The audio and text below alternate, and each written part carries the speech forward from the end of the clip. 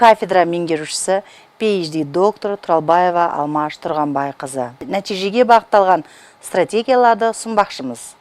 Мысалы, достық картасы стратегиясы сабақтағы сыйластық пен достықты арттыру жолы, танысу іс-әрекеті іске қосылады.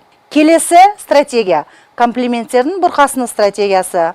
Бұл стратегия арқылы оқушылардың бір-біріне сабақта мақтау, қуаныш сыйлайтын сөздер айтуы, балалар ортасында жақсы психологиялық ахуалдың туындауына алып келеді. Келесі стратегия ой ашар стратегиясы.